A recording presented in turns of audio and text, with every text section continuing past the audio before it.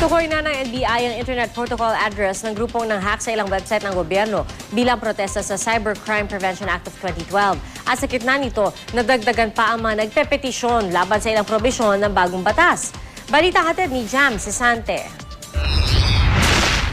Tayo pa naman ang social media capital, pero itong si Mr. Aquino nag-declare ng virtual martial law. Yan na raw ang nararanasan ng bansa sa pagkakaaproba sa Cybercrime Prevention Act. Ayon sa 18 blogger na naghain ng 10 petisyon laban sa kontrobersyal na batas. Tulad ng mga naunang grupo, tinutulan nila ang probisyon ng batas laban sa online libel at ang mas mataas na parusa rito kumpara sa revised penal code. Gayon din ang probisyon na nagpaparusa sa mga tumutulong sa pagsagawa ng cybercrimes. Magdudulot ito ng chilling effect sa mga kababayan natin at hindi na magiging ganun kalaya. Patuloy po ang malayang pamamahayag po ng ating mga netizens. Patuloy ang malayang pamamahayag po ng ating media. Patuloy po ang puri at kritisismo sa ating gobyerno. Lahat po ay malaya po. So, hindi ko po alam kung ano ibig sabihin ng martial law. Sinabi na ni Senador Edgardo Angara na balak niya maghain ng panukalang amyenda sa batas para ipantay ang parusa ng online libel sa parusang nakasaad sa revised penal code. Sinabi niyang aamyendahan na rin ang probisyong nagbigay kapangyarihan sa Department of Justice na mangharang ng access sa computer data.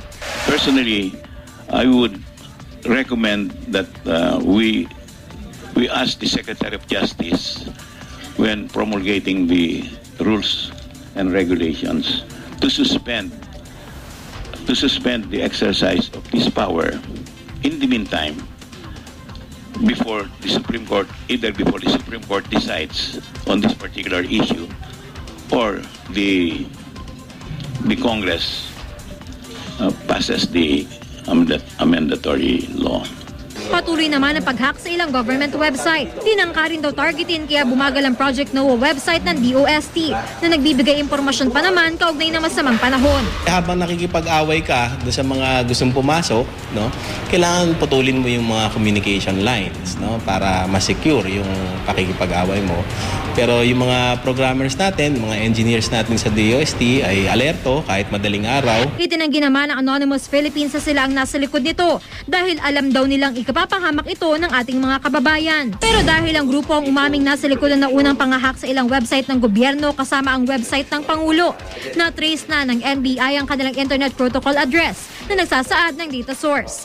Natuntun umano ito sa mga computer sa Las Piñas, Pasig at Makati. Bilang pagsunod po sa direktiba ng ating Secretary of Justice, ang NBI po ay patuloy na iniimbestigahan at tinutugis ang mga hacker na ito upang ma-identify natin sila at masampahan po sila ng karampatang mga kaso.